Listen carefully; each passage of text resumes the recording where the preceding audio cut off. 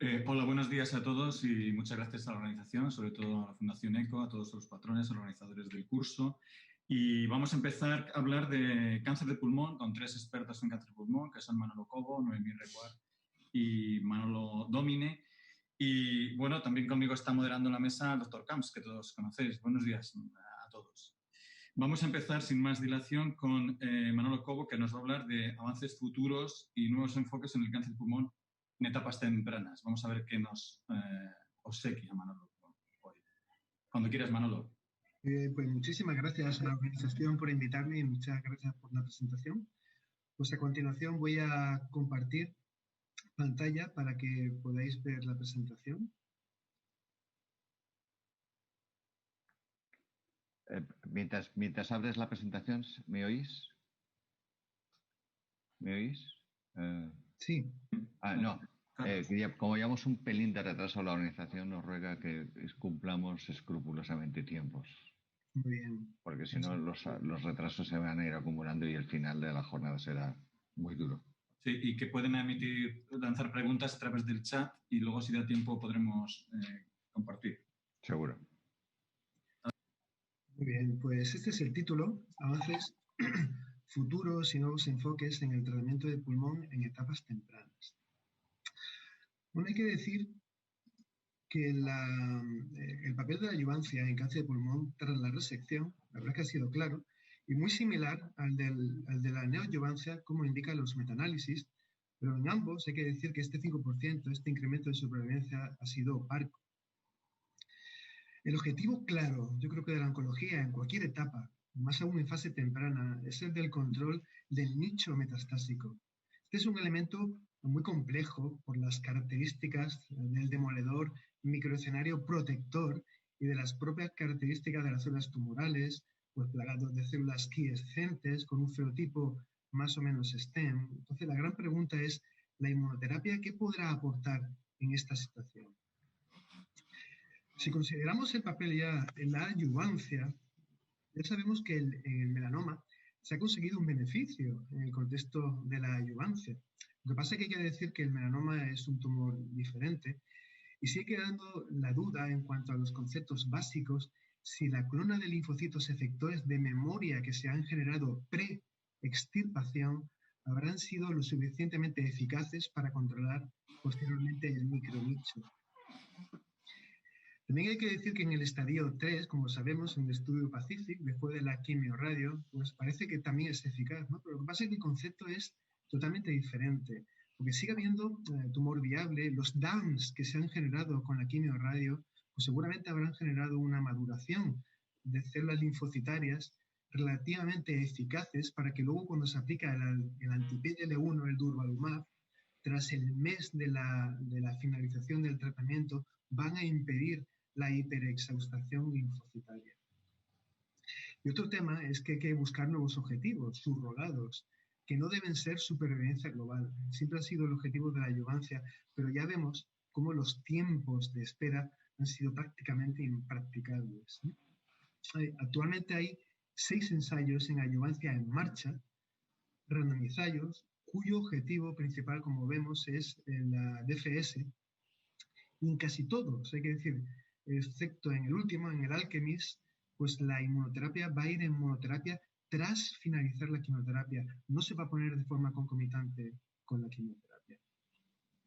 Pero no solamente tenemos que preguntarnos cuál es el beneficio de los ICI en el micronicho metastásico. También si este beneficio será igual en la adjuvancia o la neoadjuvancia, es decir, con el tumor extirpado o con el tumor no extirpado. Y otra pregunta es si se podría eludir la quimio. ¿Sería suficiente con la inmuno? Bueno, pues en cuanto a los dos primeros aspectos, hay que decir que el tratamiento neoadyuvante pretende disminuir el estallaje prequirúrgico, pero esto a priori no tendría por qué implicar el mejor control del micronicho. ¿Podría la inmunoterapia hacer una implementación de este concepto? Bueno, para ello tenemos que recordar muy brevemente lo que es la dinámica biológica del micronicho metastásico, donde el factor tiempo es clave. La diseminación temprana, fijaros, se produce de forma precoz y le da un tiempo en el que conviven células durmientes con células reactivadas que van a conllevar a la recaída subclínica al principio y una recaída clínicamente ostensible después, ¿no? ¿Cuál es el mejor momento de todo esto para aplicar la inmunoterapia? Porque es indudable que los micronichos que albergan estas células quiescentes pues tienen un componente de células mesenquimales con un fenotipo de STEM, de células inflamatorias que pueden implicar una total invisibilidad al ataque inmunológico. Quizás una visibilidad en determinadas etapas del ciclo vital de esta célula quiescente de micronicho metastásico, probablemente justo antes de la reprogramación celular que induciría al llamado estatus del cloaking o del encubrimiento, con lo cual el factor tiempo parece clave en todo esto. Además, por diversos factores que no voy a especificar, la propia cirugía parece que acelera el ciclo vital del microambiente metastásico. Pero el factor clave es de la estructura linfoide terciaria. Recordad simplemente que son unas estructuras intra y peritumorales con unas características arquitectónicas específicas, donde hay linfocitos T, natural killers, células presentadoras de antígenos, otro tipo de mononucleares, y muy importante el rol de los linfocitos B. Bueno, pues parece que la mayor parte de la presentación antigénica y por lo tanto del neopriming linfocitario no ocurre en los ganglios linfáticos, como teníamos pensado, sino en estas estructuras linfoides. De hecho, hoy día la consecución de estas estructuras es realmente la base del desarrollo de todas las nuevas estrategias terapéuticas de combinación de la inmuno con otro tipo de estrategias, etc. Y para que vean su importancia, fíjense, esto se conoce bien, es cierto, ¿no? Que en el seno del tumor pues, se produce la captación de los antígenos y que las estructuras linfoides primarias y secundarias, los ganglios linfáticos, se produce el neopriming de linfocitos activados, ¿no? Que van a ir a la circulación y se redirigirán de nuevo al tumor primario y, por supuesto, a los nichos metastásicos, ¿sí? Pero esto ocurre con más ímpetu realmente en el seno del tumor, en la estructura linfoide terciaria. Es la clave para la expansión clonal de la célula T y su redistribución posterior a los micronichos metastásicos, ¿no? Y como sabemos, el papel fundamental de los immune checkpoints para evitar la hiperexhaustación de los linfocitos T maduros.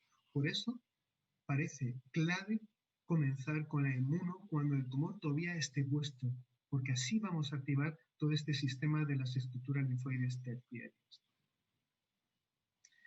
De hecho, en esta diapositiva pues es una de las pruebas del éxito, ¿no? Tras la inmuno, pues analizar la pieza del tumor pues, de la resección, pues se observa claramente este área de regresión tumoral y alrededor de la cual hay las estructuras linfoides terciarias adyacentes. Bueno, pues estos son los estudios fase 2 con inmunoneoadyuvante sin quimioterapia que se han realizado hoy día. La verdad que no muchos de ellos con pocos pacientes, pero en general lo que han aportado son unos datos, en general, en lo más importante de ellos, con respuestas patológicas de un 5 a 10% y de respuesta mayor patológica. Recordar que su definición es cuando queda menos de un 10% de tumor viable, entre un 19 a un 45% y ningún paciente en progresión, ¿no? Hay otros estudios en marcha en este setting de inmunoterapia de adjuvancia, pero la siguiente pregunta es, ¿se puede eludir la quimioterapia basada en platino? ¿Sería suficiente con la inmunoterapia? Bueno, la verdad es que los fármacos derivados del metal, incluido por supuesto los platinos, o especialmente los platinos, hay que decir que activan todas y cada una de las fases de la respuesta inmunológica contra el cáncer. Especial mención hay que hacer a la acción de los DAMs y la maduración de las células dendríticas para un neopriming más eficaz, ¿no? Y esto lo consiguen las drogas metálicas, concretamente el platino, ¿no? Y también un papel súper importante que los platinos ejercen un efecto especial en las células natural killers, haciéndolas más eficaces, ¿no? Pero si hablamos previamente de la crucial importancia de la estructura linfoide terciaria, la quimioterapia, a través del factor 3 del complemento, va a inducir la génesis de esta estructura linfoide terciaria, ¿no? Por lo cual parece que la asociación de la quimio más inmunoterapia hoy día será algo probablemente ineludible en la oncología. La verdad que probablemente ineludible en cualquier tipo de tumor, en el cáncer de pulmón, por supuesto, y más aún en el seno de la neoadyuvancia. Fíjense, de los diversos estudios de fase 2 que se han hecho con quimio, inmunoterapia neoadyuvante, pues con diversos tipos de drogas, pues simplemente destacar con el atezolizumab, carbo, platino y nab-paclitaxel. Se hizo en cualquier estadio, desde estadio 1 a 3, y se observó un 33% de respuestas completas patológicas y hasta un 56 y pico por ciento de respuestas mayores patológicas, datos, la verdad que bastante espectaculares.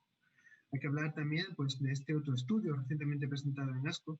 Es un poco diferente porque lo que hace es dar 2 ciclos de tratamiento quimio, luego del durvalumab de forma secuencial, no lo hace una concomitancia. Son datos inmaduros, lo único que hay que decir que es 73% de no progresores al año, pero no se puede obtener muchas más conclusiones. El estudio estrella de todo esto además, es el estudio del Grupo Español de Cáncer de Pulmón, es el NARIN, solamente en estadio 3, potencialmente resecable. Lo que hace es aplicar 3 ciclos de inducción con carbotaxol nivolumab, en el que se observó un 60% de respuestas completas y un 83% de respuesta mayor patológica. Resultados verdaderamente espectaculares, con prácticamente casi un 90% de pacientes que consiguieron el downstaging, con espectaculares curvas de supervivencia global y supervivencia libre de progresión. Fíjense que la PFS a 18 meses fue de un 87%, sin que se incrementaran las complicaciones quirúrgicas. Bien, pues el objetivo realmente de abordar un tratamiento neoadyuvante tendrá que ser entonces la consecución de este tipo de respuesta, una respuesta completa patológica, porque realmente se ha evidenciado que es un surrogado de supervivencia global, ¿no? Y esto se ha visto en diferentes estudios en el que mejora la supervivencia libre de progresión, la supervivencia global, cuando se ha conseguido esta remisión completa patológica o remisión mayor. Y además es mucho más específico, mucho más preciso que la simple respuesta radiológica evaluada por recibista. Y como ven en el estudio NARIN, ese 60% de respuesta completa patológica contrasta con el de los estudios de solamente quimioterapia no adyuvante, cuya respuesta completa patológica oscilaba entre el 0 al 19%, y que cuando se compara con los estudios de inmunoterapia no adyuvante sola, monoterapia, la verdad es que de forma general los estudios de quimio inmuno no adyuvante pues resultan bastante superiores en estos objetivos, ¿no? Por lo cual hoy día hay en marcha estudios randomizados de quimio inmuno neoadyuvante, fíjese en todos estos, prácticamente en todos los estadios, del estadio 1 a 3, aunque hay que decir que el NARIN es el único que solamente incluye pacientes estadio 3 potencialmente resecable y con un esquema pues, similar al NARIN 2, ¿no? Y ya para acabar, ¿cuál es el futuro? Bueno, pues el futuro claramente va a ser personalizar las nuevas estrategias de inmunoterapia en combinación según los factores inmunoregulatorios que van a determinar el micronicho metastásico. Eso es clave, hay que saber cuáles son, ¿no? Y por supuesto, y esta es la última, añadir a la inmunoterapia otro tipo de estrategias que van a depender del tiempo, es decir, del estatus metacrónico de manipulación del microambiente. Y esto tendremos que aprender a añadirlos a la inmunoterapia porque probablemente por sí sola en muchos pacientes no será suficiente. Pues muchísimas gracias por vuestra atención y a continuación voy a dejar de compartir la pantalla.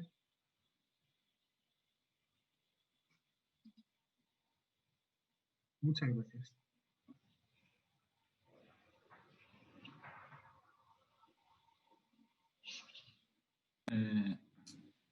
Carlos. Sí, bueno, pues nada, pues invitar simplemente a Noemí que nos hable sobre, el título es ¿qué novedades hay en cáncer de pulmón? Ahí es nada, tienes 15 minutillos. A ver cómo tú eres capaz. Muchas gracias, Noemí, muchas eres gracias, capaz. Fundación ECO y Mariano. y voy a compartir con todos vosotros mi presentación.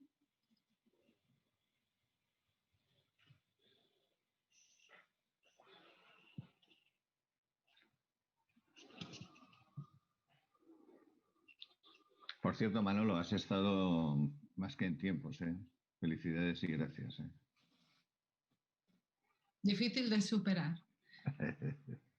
Bueno, pues yo voy a hablar de inmunoterapia y qué hay de nuevo en cáncer de pulmón en inmunoterapia. Claro, hablar, como dice Carlos, en 15 minutos intentar hacer un resumen de todo es muy difícil. Por lo tanto, lo que he hecho es centrarme prácticamente en qué hay de nuevo en el año 2020. O sea, que tenemos de más reciente que haya salido en los últimos meses. Estos son mis disclosures. Entonces, yo he querido empezar con esto porque creo que es un gran reto para el cáncer de pulmón y que traslada mucho todos los avances y todo lo que ha significado la identificación de terapias dirigidas, la clasificación de los pacientes y sobre todo también el tratamiento con inmunoterapia. Y tenemos la publicación de hace pocos meses del New England Journal of Medicine, estas curvas en las cuales se ve cómo la mortalidad asociada al cáncer de pulmón está disminuyendo y en los últimos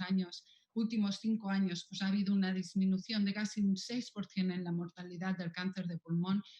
Esto para los que hacemos cáncer de pulmón es un gran avance y sin duda alguna la introducción de la inmunoterapia en las terapias dirigidas pues han supuesto este paso hacia la mejoría de los outcomes de nuestros pacientes. Y bueno, como yo soy muy tuitera, he cogido este Twitter porque si miras Twitter ya tienes mucha información por delante y fijaros, esto es solo 2020, todas las aprobaciones por la FDA que hemos tenido en cáncer de pulmón. Hay muchísimas que son en terapias dirigidas, pero también tenemos muchas para inmunoterapia. Pero el mensaje aquí es, fijaros en un año todo lo que hemos conseguido añadir en esta patología. Y no solo esto, sino que también hace poquísimo, hace un mes y 2 meses, se ha aprobado por la FDA dos tecnologías de screening para biomarcadores en cáncer de pulmón basados en biopsia líquida. O sea, esperemos que la EMA también dé aprobación a todo esto, pero realmente muchísimos avances en muy poco tiempo.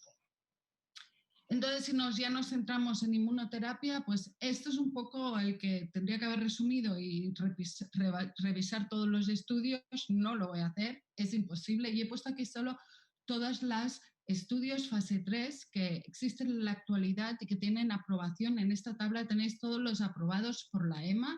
En amarillo tenemos todas las estrategias que tenemos aprobadas por la FDA, y en amarillo tenéis todas las aprobadas en la actualidad por la EMA, tratamiento con pembrolizumab en monoterapia en pacientes con PDL1 superior a 50%, combo de pembro y quimio o carbotaxol atezo en pacientes con adenocarcinomas y carcinomas escamosos con pembro en adenocarcinomas en el Empower 150 y 2 estudios que voy a presentar a continuación, que son los más recientes presentados en congresos, que ya tienen aprobación por la FDA y que se ha hecho la submission a la EMA y aún no tenemos datos de aprobación, que son el Empower 110 y el Checkmate 9LEA.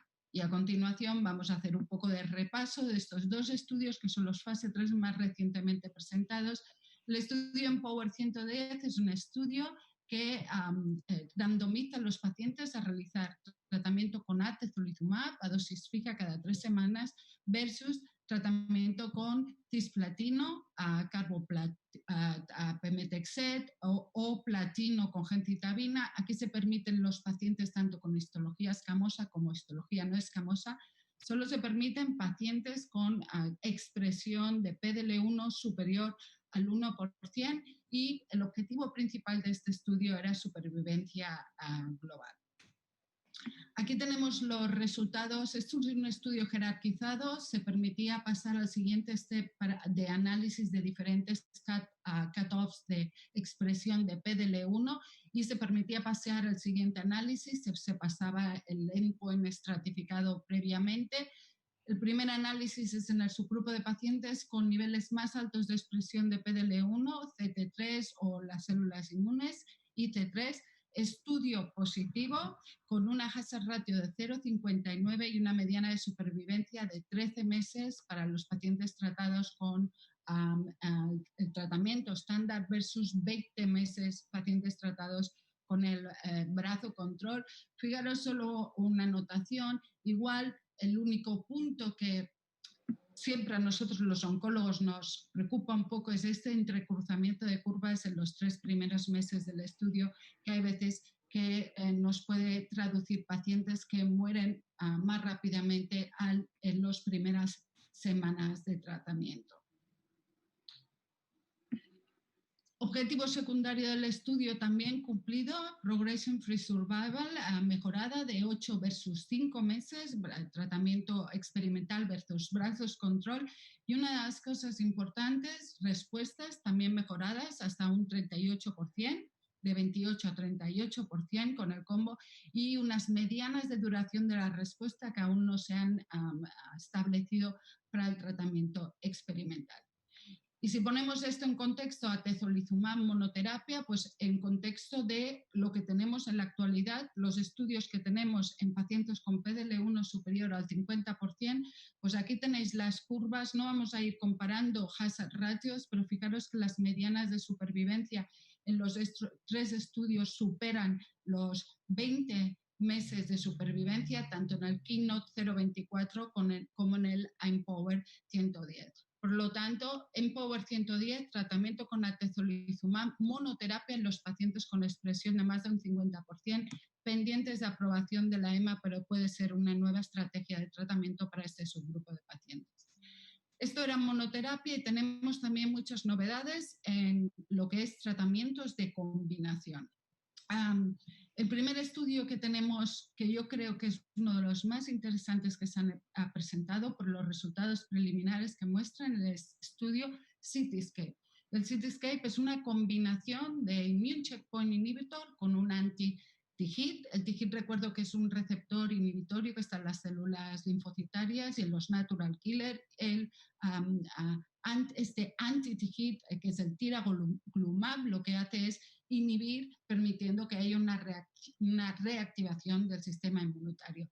Esto es en primera línea de tratamiento, pacientes que no han hecho previamente, no han tenido exposición a ningún tipo de fármaco. Se permite la entrada de pacientes con histología escamosa y no escamosa, PDL1 superior al 1%. El brazo experimental es el de combinación con el atezolizumab a las mismas dosis que el Empower 110 versus el brazo control, que sería el esquema similar del estudio del Empower 110 que acabamos de presentar previamente, y 2 co-primary endpoints. Ese es un estudio fase 2, co-primary endpoints, respuestas y tiempo a la progresión.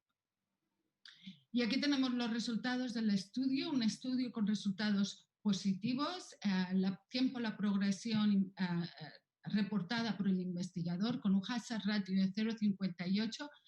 La curva azul sería el estándar del Empower, recordemos. La curva roja sería lo que añade al estándar en tiempo a la progresión del Empower, el añadir este inhibidor de TIGIT con medianas de tiempo a la progresión de 5,5 meses en los pacientes tratados con el combo.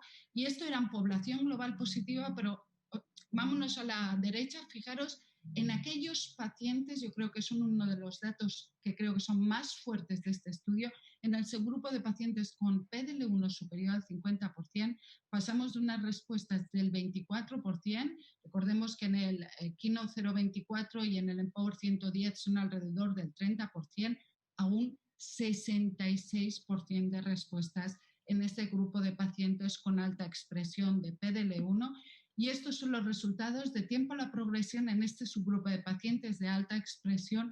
Fijaros en las curvas rojas, mediana de supervivencia para los que están tratados en combo experimental aún no establecidas, o sea que a los 12 meses están por encima del 50% de pacientes libres de progresión y comparados solos con el mismo Empower, que es el brazo experimental, que sería el comparador, en el cual era de un 36%. Resultados muy buenos, muy interesantes y que puede ser que signifiquen un nuevo futuro para los pacientes con alta expresión de PDL1.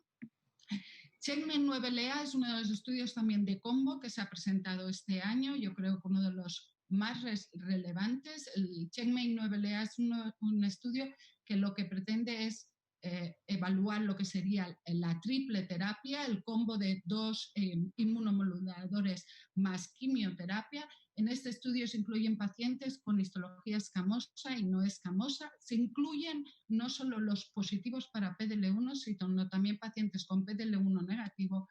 Primary endpoint de este estudio, overall survival. Una cosa importante de este estudio es que la quimioterapia solo se daban 2 ciclos de tratamiento, es decir, no estamos acostumbrados a 4 ciclos, solo 2 ciclos de tratamiento.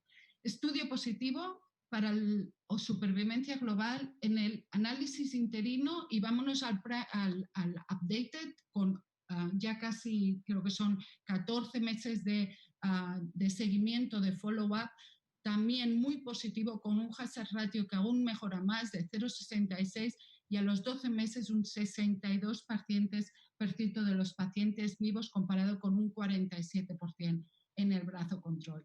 Y una de las cosas más relevantes en este estudio es el análisis por subgrupo. Fijaros en las curvas. No vamos a entrar en detalles, datos de cada uno, pero fijaros, los datos que daría de esta foto es que son datos muy reproducibles, tanto si tenemos un PDL1 superior al 50% como si tenemos un PDL1 negativo, y hazard ratios también muy reproducibles de 0,6 en cada uno de los subgrupos evaluados. Y tenemos también los resultados de este año del estudio Checkmate 227, un estudio un poco complicado en cuanto al diseño, pero que uno de los objetivos principales era evaluar el beneficio en supervivencia a pacientes PDL1 positivo, pero en este caso era doblete de nivo-ipi sin la quimioterapia. Y yo creo que este estudio lo que nos añade o puede aportar información es del seguimiento a largo plazo. Fijaros, a los 3 años, es uno de los estudios que tiene mayor seguimiento. Fijaros cómo las curvas parece que llegan a un plató, el tratamiento en combo con medianas de supervivencia, un ratio de pacientes vivos a los 3 años de seguimiento superior al 30%, tanto en pacientes con PDL1 positivo como pacientes con PDL1 negativo. Y otro dato importante, comparado con el 9LA, fijaros que en el Checkmate 227 se nos cruzaban las curvas al principio del tratamiento. El 9LA con la quimioterapia no tenemos entrecruzamiento de las curvas, probablemente por este efecto de añadir 2 ciclos de tratamiento con quimioterapia. Más combos con inmunoterapia este año, no todo ha sido positivo, tenemos estudios que no han dado resultados tan prometedores. Se ha presentado este estudio canadiense, un estudio fase 2 comparativo de 2 brazos, explorando el combo de durvalumab, tremelimumab y el mismo combo durva y treme, mirando a ver qué beneficio añadía el tratamiento con quimio. Recordaros que el estudio MYSTIC fue negativo, explorando durvalumab, tremelimumab. Este estudio aportaba información de si añadir quimio al combo podían mejorar los resultados.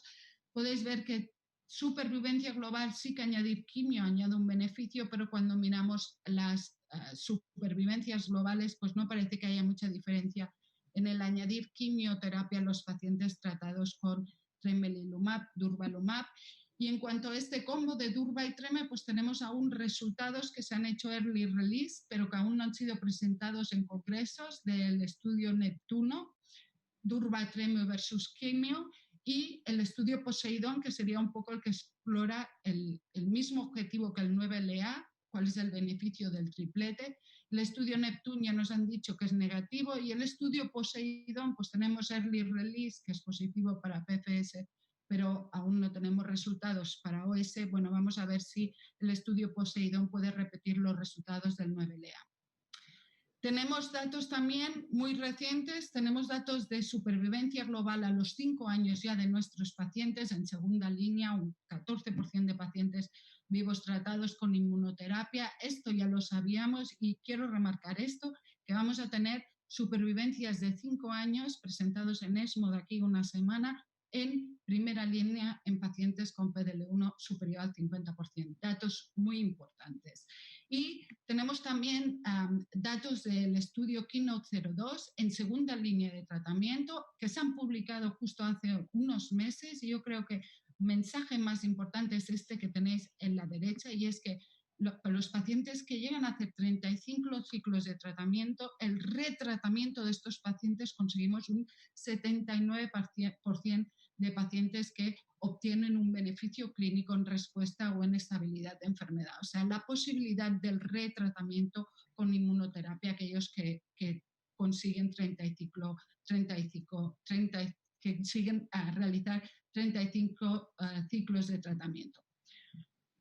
Soy nuevo porque siempre hablamos de Durva, de Treme, de Pembro, de Atezo, pero hay más y hay todos estos. Y no los estamos evaluando en Europa, pues por muchos de estos los estudios principales se han hecho en poblaciones asiáticas, pero dentro de poco vamos a tener muchísimas opciones de tratamientos con anti-PD1, y en el mundial que se hizo en agosto de este año se presenta el estudio Orient 11 con Sintilimab, que es un anti-PD1, es un estudio randomizado fase 3, no reproducible en nuestro medio porque es solo población asiática, pero es un estudio que puede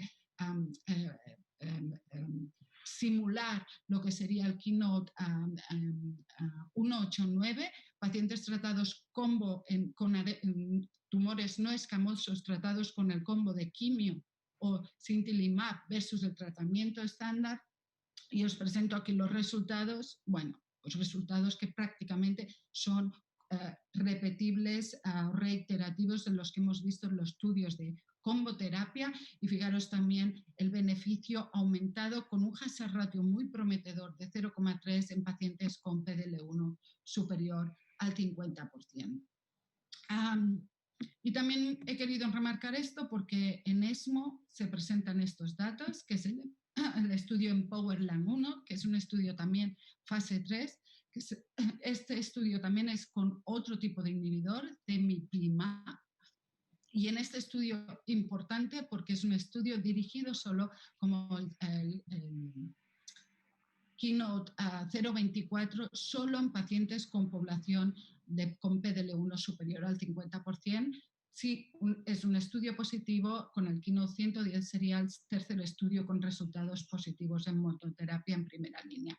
Y ya estoy terminando.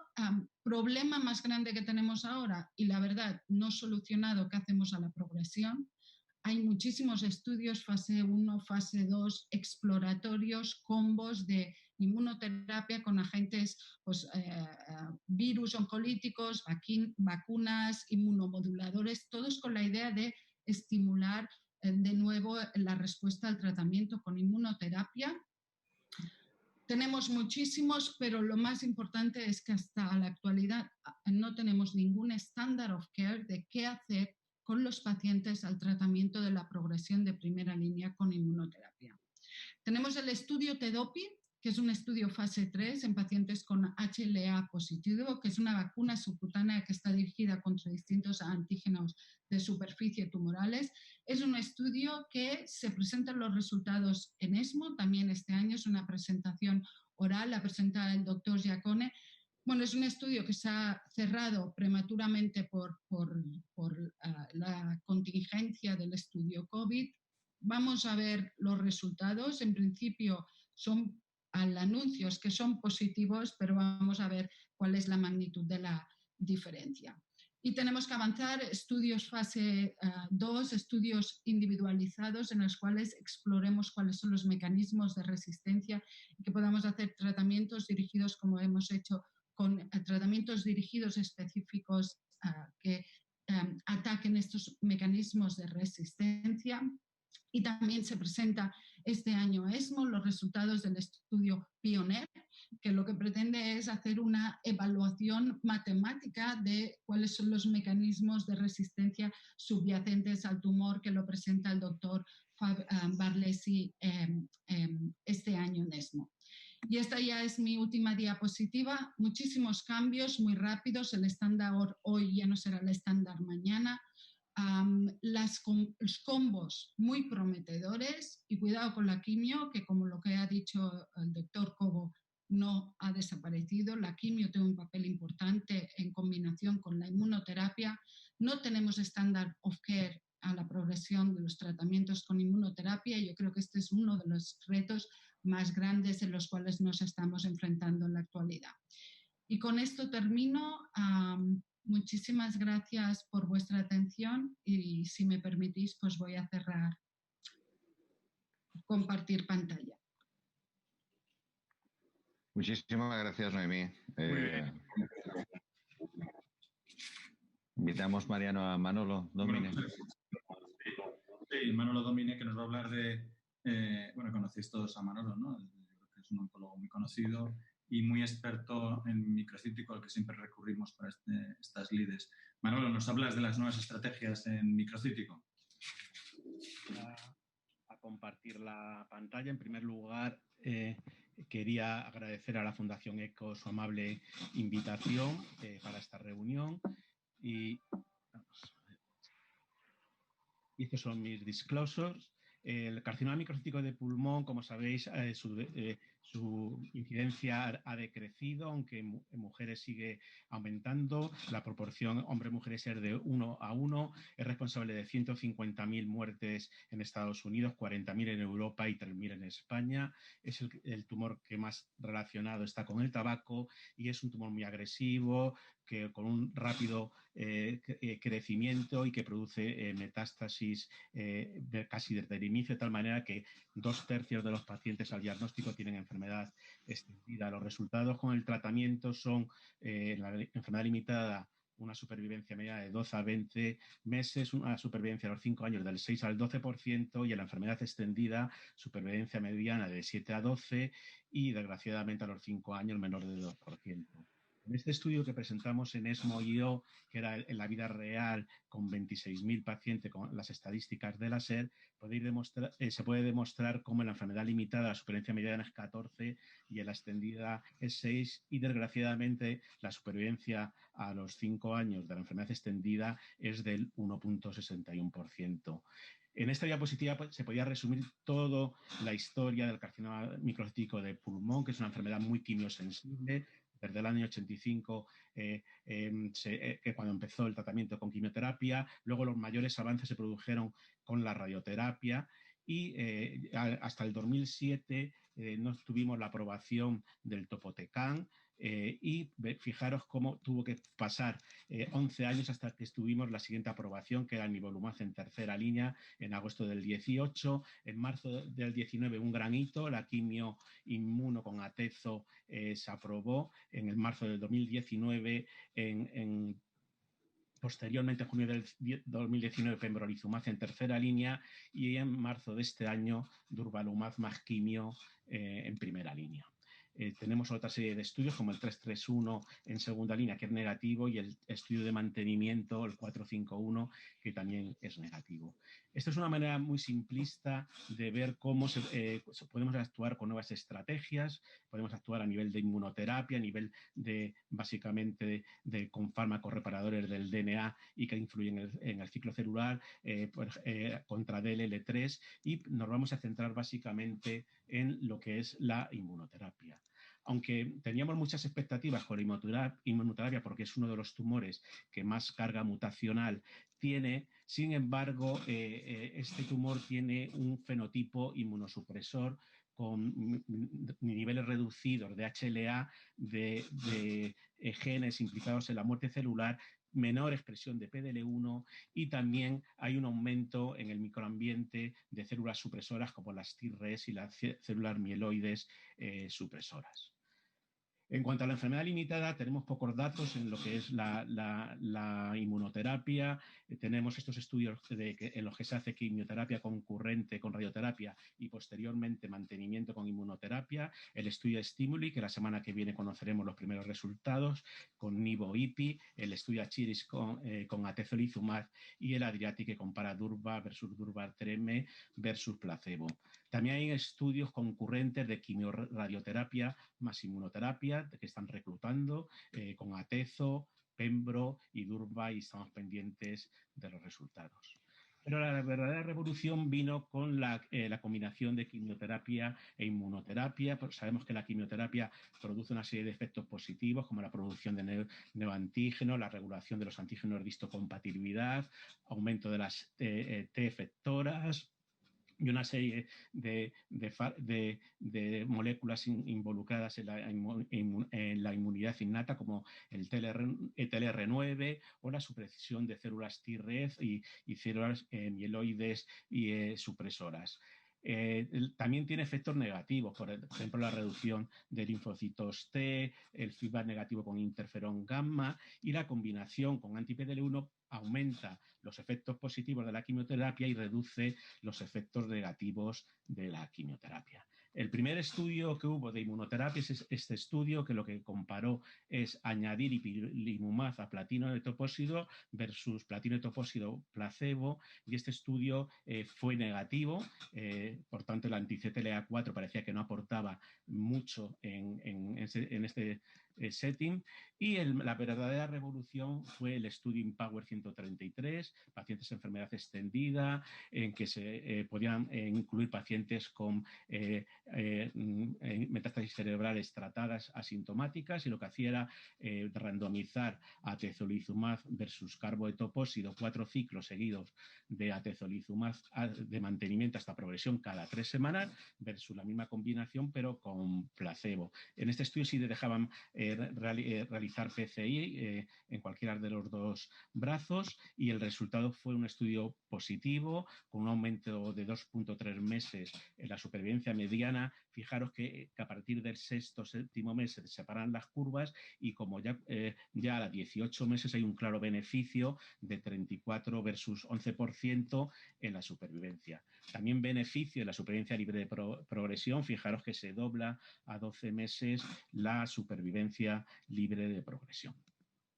El segundo estudio es el estudio Caspian, que eran pacientes igual, con enfermedad extendida. Se podían incluir incluso pacientes asintomáticos o pacientes tratados con metástasis cerebrales, y randomizaba a 3 ramas: Durva Treme seguido de Durva cada 4 semanas, Durva más platino y topósido seguido de Durva cada 4 semanas, y platino y topósido. Las 2 ramas experimentales se daban 4 ciclos y luego el mantenimiento, y en la rama control se podía dar hasta 6 ciclos de platino y topósido. De nuevo, el estudio positivo, con diferencias de casi 2 meses y pico, cerca de 3 meses. También se separaban las curvas a partir del sexto, séptimo mes, y fijaros que este estudio con más seguimiento, como a 2 años hay una diferencia de 8% en la supervivencia global.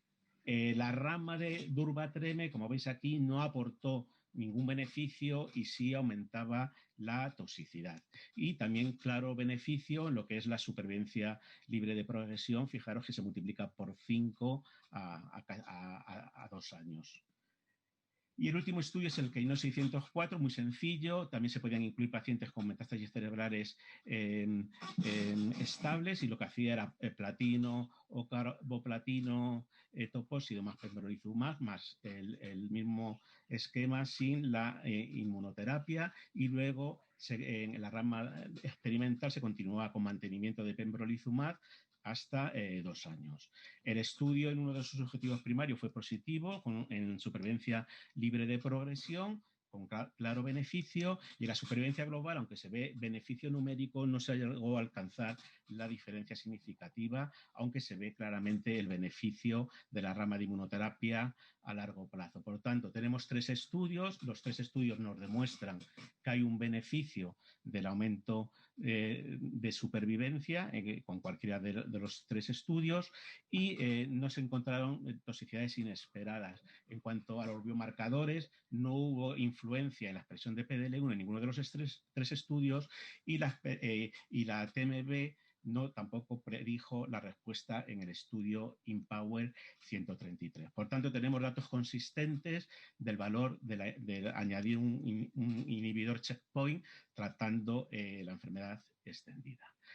¿Cuál es un paso más? Pues esto lo ha comentado Noemí, es el utilizar anti-TIGIT. El no microcítico era el Cityscape y ahora tenemos abierto el Skycrapper, que estamos participando en nuestro centro, y lo que hace es randomizar carbo etopósido atezo versus carbo etopósido atezo más el anti-TIGIT, que es el tiragolumab.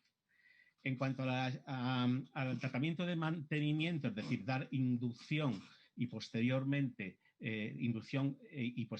randomizar, hacer mantenimiento en este estudio con nivo-IPI o nivo versus placebo, el estudio mostró que esta estrategia no beneficiaba en supervivencia ni supervivencia libre de progresión.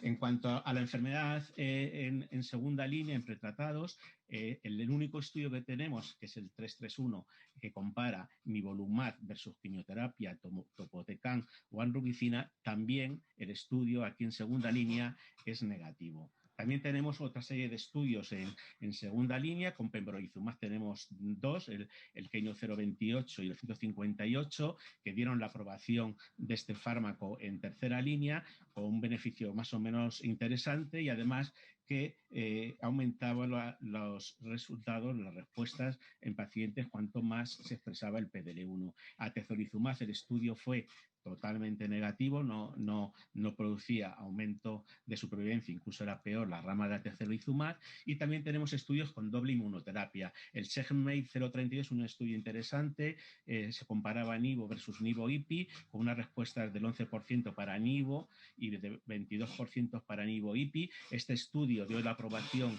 de nivolumab también en tercera línea, y en este estudio se hizo también, se miró el TMB y se vio que los pacientes que tenían un TMB muy alto se beneficiaban especialmente de la combinación nivo-IPI con una supervivencia al año del 62,5%.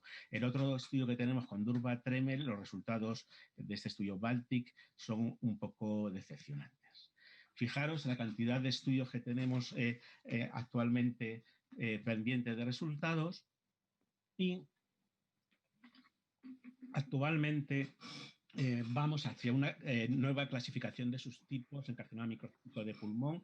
En este estudio de Rudin se basó en la clasificación en unos subtipos según la expresión de un regulador transcripcional dominante como ASCL1, NeuroD1, JAK1 y PUB2F3. Fijaros que se pueden clasificar en neuroendocrinos, en el que habría el SCLCA, que es el clásico, la típica variante, que es SCLN, y luego los no neuroendocrinos, que es el Y y el IP. Los más frecuentes, básicamente, como era de esperar, es el clásico, el A, seguido del variante y luego del Y y el PET. Pero estos son, todavía no sabemos las implicaciones pronósticas y predictivas de esta clasificación, y bueno, es un buen punto de partida para seguir investigando y un poco ir individualizando el tratamiento del carcinoma microcítico del pulmón. Esta es una diapositiva de una publicación que es muy interesante, de Noemí, en el que se ven claramente los 4 tipos que hay, como los de la izquierda, los que son neuroendocrinos, pues se podrían beneficiar más de, por ejemplo, del L3, aquí habría dudas de la inmunoterapia, y como los de la derecha se beneficiarían más de fármacos como los DDR, es decir, los que actúan sobre la reparación del ADN y del ciclo celular. Independientemente a esto, hay otro nuevo subtipo que se llama el inflamado, que se caracteriza por una alta expresión de los antígenos de histocompatibilidad de los genes implicados en el interferón gamma, y que además tienen baja expresión de los que hemos visto antes, que son ACL1, el NeuroD1 y el POU2F3, que a estos se llaman triples negativos, y este tipo de tumor podría ser de los que más se benefician con inmunoterapia. Parece que la combinación de fármacos que actúan sobre la reparación del ADN y sobre el ciclo celular puede tener efectos positivos con la combinación de anti-PD1, PDL1 a través de la activación de STING, aumentando las células dendríticas, los antígenos de histocompatibilidad y la expresión de PDL1.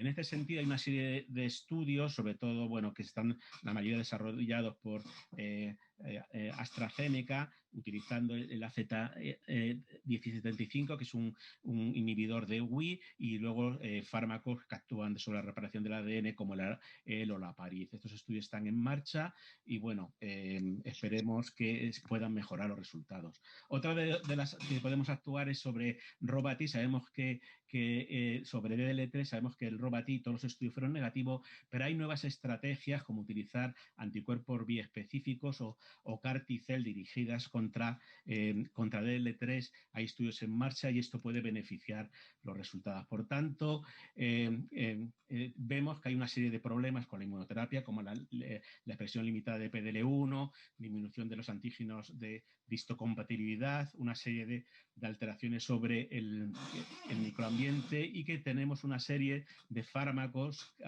que pueden actuar a este nivel.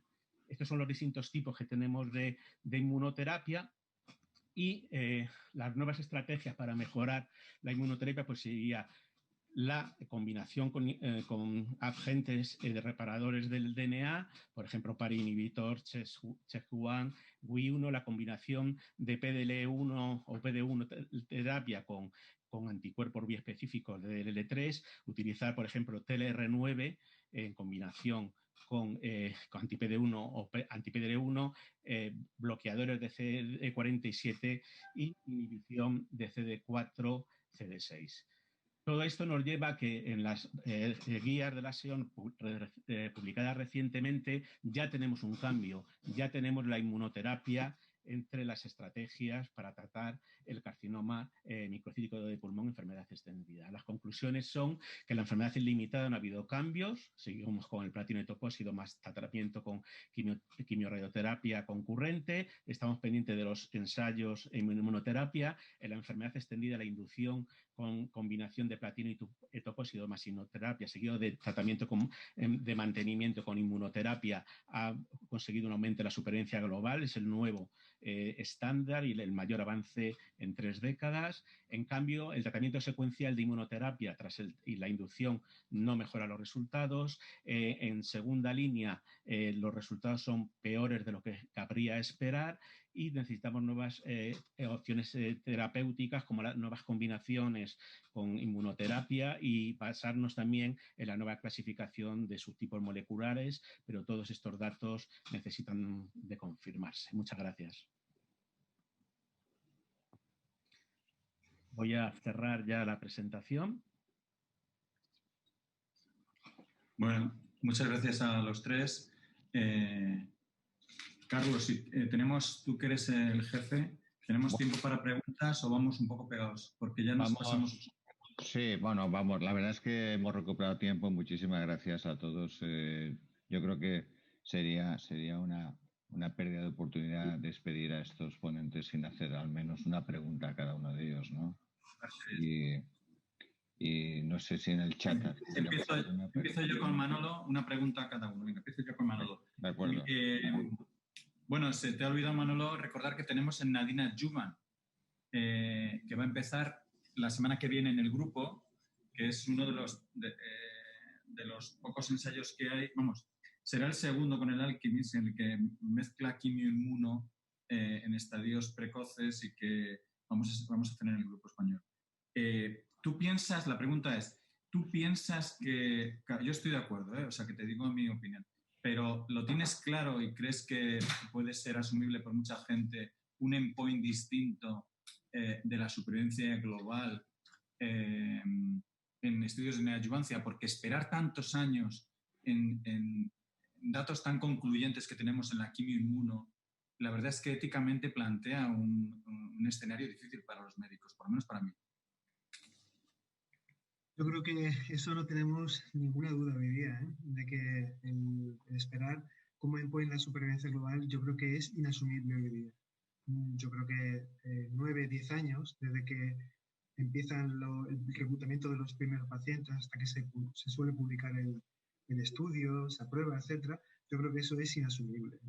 Los datos van a ser muy buenos, seguro, sobre todo en el ámbito de la neoadjuvancia, que aquí probablemente aquí es donde más fácilmente y más rápidamente vamos a tener los primeros endpoints, ¿no? Porque yo creo que el tema de la respuesta completa patológica o la respuesta mayor patológica, yo creo que es un objetivo bastante relevante en el campo de la neoadjuvancia, y yo creo que probablemente las actitudes que tendremos que tomar van a ir dirigidas a eso, ni siquiera para el tema de la supervivencia libre de progresión, ¿eh? Ni siquiera para eso. Y eso, entre respuesta patológica mayor y completa, así, ¿tú qué te quedas?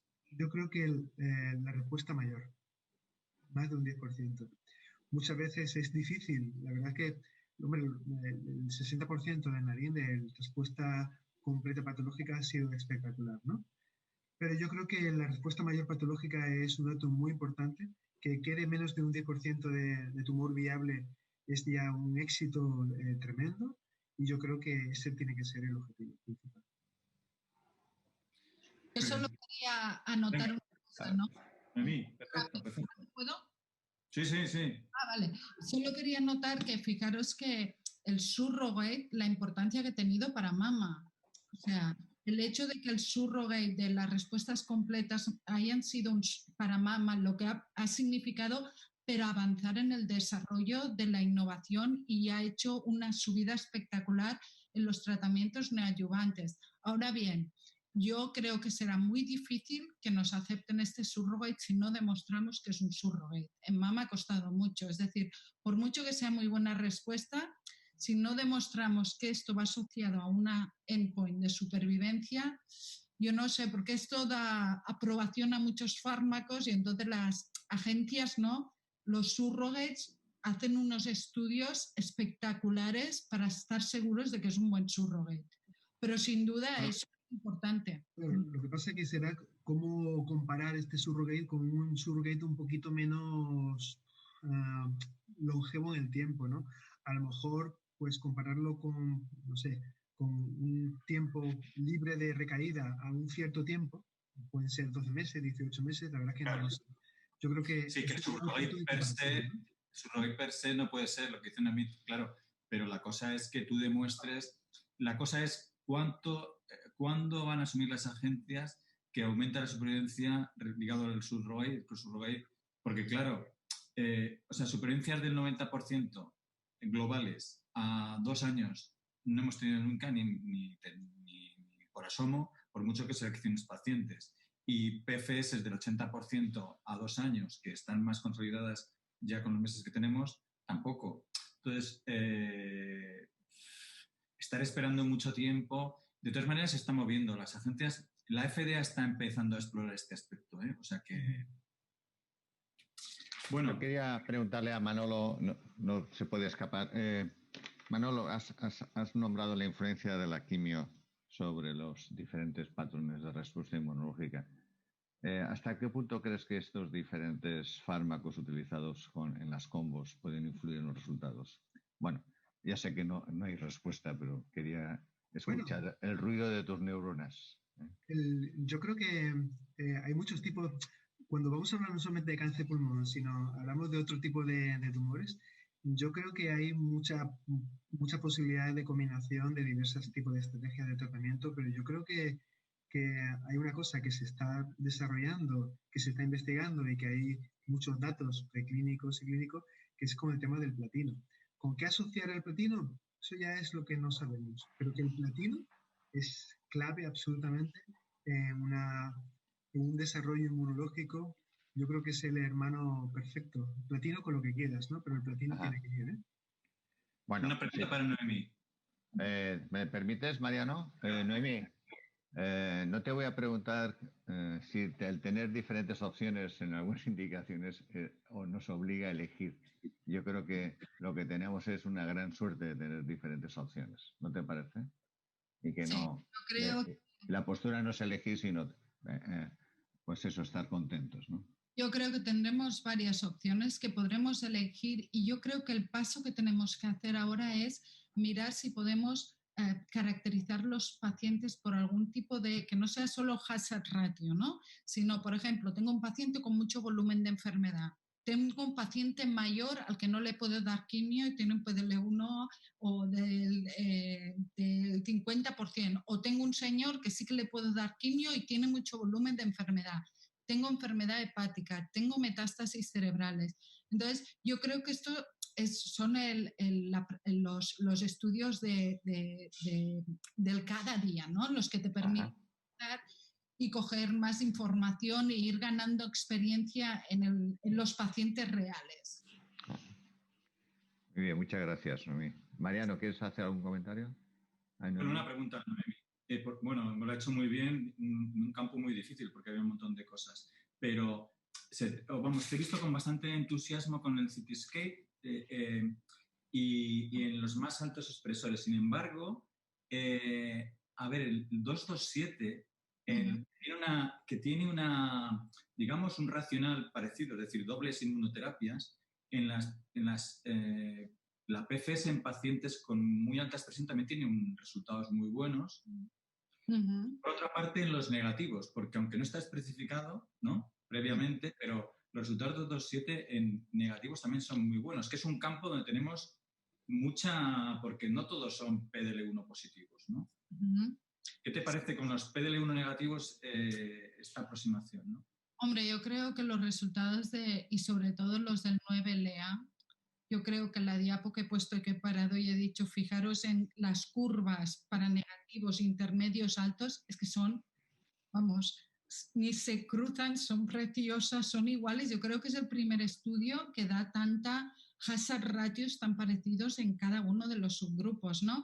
Que para mayores de 1%, pues bueno, podríamos discutir si es mejor o peor, pero para los negativos realmente un hazard ratio de 0,6 y con estas curvas que se separan desde inicio, yo creo que es una opción, una alternativa que realmente, bueno, ahora lo tenemos en EMA, vamos a ver, pero yo creo que es una alternativa real, una alternativa buena, y después que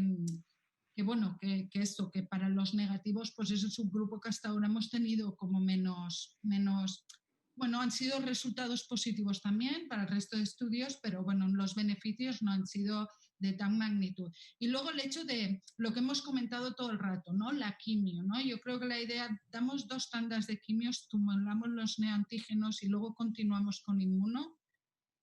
Fíjate que el 227 y el 9LA, las curvas al principio, la diferencia es que se separan o no se separan. Yo estoy convencida de que esto es la quimio. O sea que, bueno. Bueno, yo creo, yo no haría más preguntas, no sé, Carlos. No, tenemos que seguir con el microcítico, con el doctor Domine, sí. Sí. Lo lamento. Bueno, doctor Domine, Manuel, haz una valoración personal del avance que ha supuesto el inmuno en el microcítico. Un titular, ¿no? Bueno, yo creo que tenemos ya 3 estudios, que los resultados son consistentes, que aumentan la supervivencia, no aumenta mucho lo que es la supervivencia mediana, pero si nos fijamos en el largo seguimiento vemos claramente cómo hay diferencias ya a 2 años y se produce casi como un plató, es decir, que el beneficio es claro. Tenemos que esperar los resultados pues, de las combinaciones con DDR, inhibidores CHED1 y del ciclo celular y bueno, con dobles inmunoterapias, por ejemplo, el Skycrapper, que es parecido, es el mismo concepto que el Cityscape no microcítico y en el que sí tenemos bastantes esperanzas. Y otra pregunta muy corta, la respuesta también, por favor. ¿Cuál es el siguiente paso para avanzar en microcítico, Manuel? Yo creo que probar estos más dobles inmunoterapias y sobre todo las combinaciones con estos inhibidores de DDR o del ciclo celular y también basándonos en la nueva clasificación de sus tipos para seguir investigando y poder mejorar los resultados. Mariano, cerramos. Yo lo digo tú eres miembro de la organización. Sí, hay que cerrar. Eso pesado de la ECO, tú dirás. Hay que cerrar, si no me van a reñir, sobre todo a mí, a vosotros no, pero a mí sí. Hay que cerrar. El presidente va a reñir. Cerramos. Yo empecé. Yo estoy encantado de estar aquí y compartir con mis amigos este rato. Bueno, pues el cierre va a ser muy breve. Bueno, voy a hacer una llamada a la historia del cáncer de pulmón. Estamos viviendo, ¿quién nos lo iba a decir? Un momento espectacular, no solo con el tema de las dianas moleculares, que en este simposio no las tocamos, pero que supuso el inicio en este camino de una oncología de precisión. Es un modelo paradigmático para otros cánceres y el modelo también de investigación que el Grupo Español de Cáncer Pulmonar lleva desde hace muchos años. Y la inmunoterapia, pues bueno, ha sido la gran sorpresa, el gran regalo que nos vino de la mano del conocimiento de unos receptores que no conocíamos exactamente para qué servían, los PDL1 y etcétera. Y estamos descubriendo pues la complejidad de la inmunidad, del microambiente, de las interrelaciones que existen entre el mundo molecular, el mundo de la angiogénesis y el mundo de la inmunidad. Y bueno, pues no paramos de aprender y de todo esto se benefician fundamentalmente nuestros pacientes. Tenemos largos supervivientes, tenemos pacientes que responden y mejoran en su calidad de vida.